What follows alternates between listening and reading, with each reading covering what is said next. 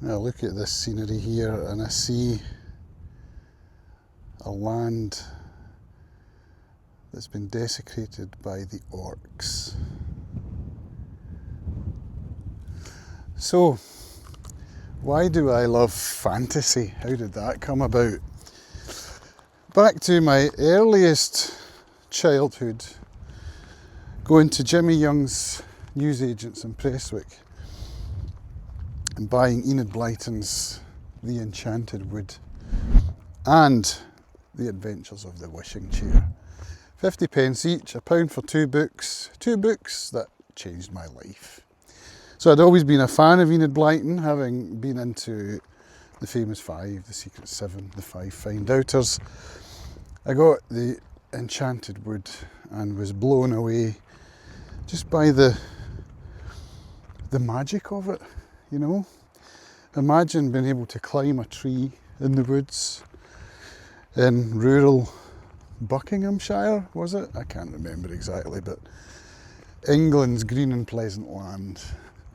Going on holiday, finding a tree, climbing up the tree and finding yourself in a magic land.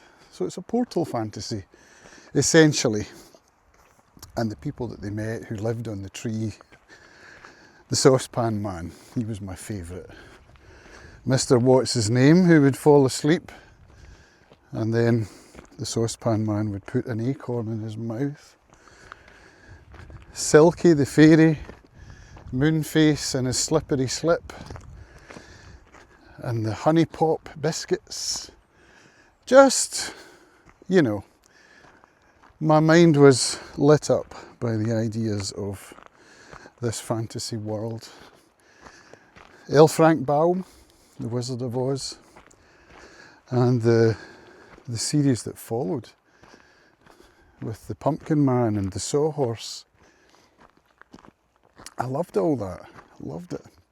I remember reading one of L. Frank Baum's books under the covers, and the characters were on a quest and they took with them thick lumps of bread and cheese, and I've always thought of that now when I'm eating bread and cheese. In fact, I might go home and have that later on this afternoon, because we've just got a bread maker from Facebook. It's Facebook Marketplace for free. So we're cooking a loaf right now, baking a loaf. So that was the beginning. The next step was primary 6, Mrs. Welsh, what would have been 10 maybe? And she read to us The Book of Three by Lloyd Alexander, the first of the Chronicles of Prydain, based on Welsh mythology and featuring a baddie called the Horned King. And he would give me nightmares, but not as much as the Cauldron Born, his army of zombies that came out of cauldrons. And the characters in those books as well. Taran, of course, the main character. Gurgi, the wee monkey-like creature who said such things as munchings and crunchings.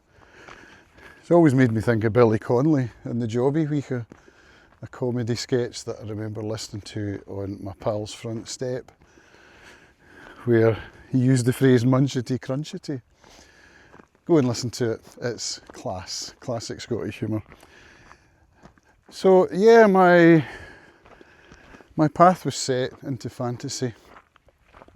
And then I remember mid to late teens getting into David Eddings, the Belgariad, the 5-book series that followed Garion and his aunt and uncle, who were wizards, although you don't know that at the beginning. And also Terry Brooks, The Sword of Shannara, and the follow-ups, The Elfstones and The Wish Song. And how could I not mention the big one, The Lord of the Rings. Wow, I remember reading that for the first time, probably about 16 or 17. It blew my mind. Of course, I'd read The Hobbit before as a younger boy, and then got obsessed with the Spectrum adventure game, the ZX Spectrum by Sinclair, which was probably the biggest selling gaming computer of that era, 83, 84. Not my first computer, that was a Commodore VIC-20, but then I defected to Sinclair and then back to Commodore with the Amiga 500 Plus, but we digress. The Spectrum game was delightful and frustrating because it used to crash and then you used to die all the time having done something stupid. Happy memories. Anyway, yeah, The Lord of the Rings. So what's inspired this recording is that I've just been listening to a podcast episode about J.R.R. Tolkien. In fact, 2 episodes on the Rest is History podcast. And they go into some really interesting stuff about the war, both wars in fact, and about how it's not allegorical. Tolkien himself apparently disliked allegory quite strongly. And it got me thinking I'd love to read it again. So this morning, as tends to happen, there's been happening a lot over the last week or two. I'm waking up at 5:30 in the morning, not able to get back to sleep. So this morning, I picked up The Lord of the Rings.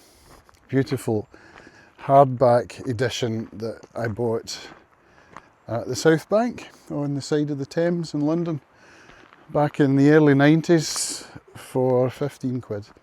3-volume set with fold-out maps, and they're some of my prized possessions. So I started reading that this morning. I read the prologue and I'm thinking, will I continue? I think I will. So yeah, we got as far as Terry Brooks and Lord of the Rings.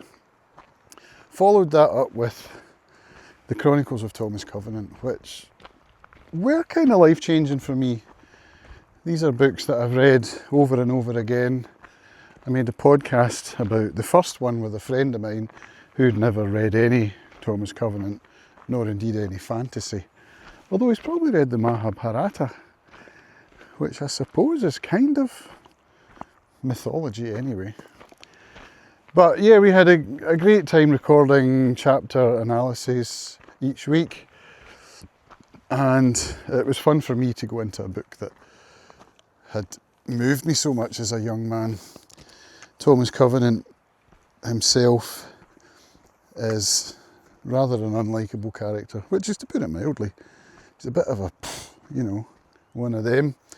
And you learn about the reasons why he's despicable and unlikable, which is to do with his leprosy and the way that his wife and his town treat him after his diagnosis.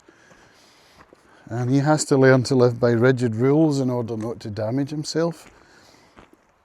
So when he finds himself in a fantasy land where his leprosy seems no longer to be an issue, in fact it starts to go away, that's dangerous for him.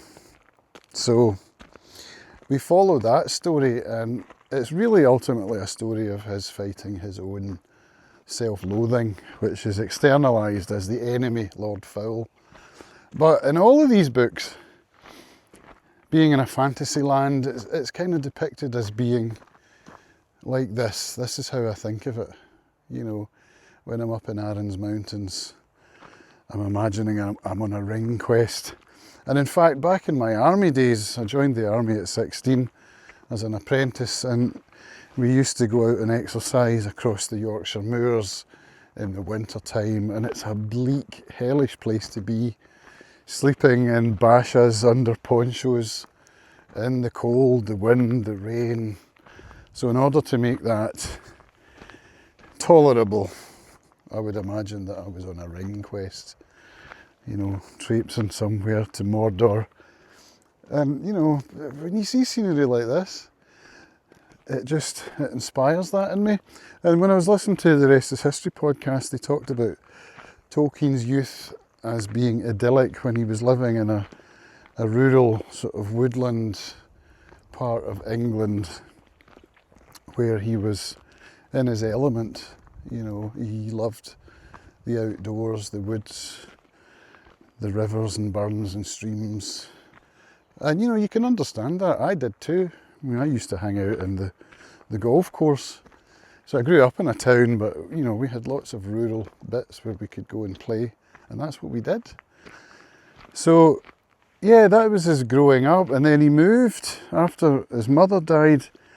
He moved to a kind of industrial heartland near Birmingham, and you can imagine the difference between the Shire and Mordor as being the one place and then the other. So I love that idea of portal fantasy and ring quests and all of that. So that's what has given me my love of fantasy.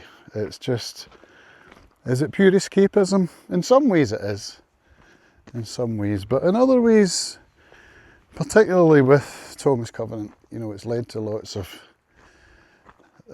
self-examination, you know, and self-improvement, I would like to say. You know, getting to sort of relate to a character like that and then think, oh God, you know, maybe I should change my ways and not be so despicable. Not that I'm despicable, but you know, it makes one think about things like that. So, but yeah, for me, it's the countryside, the wilderness, nature, and man, or elf, or hobbit, or whatever race or species it might be that you're reading about, and magic. You know, what child doesn't want to believe in magic? And then that kind of goes away, doesn't it? But is it still there?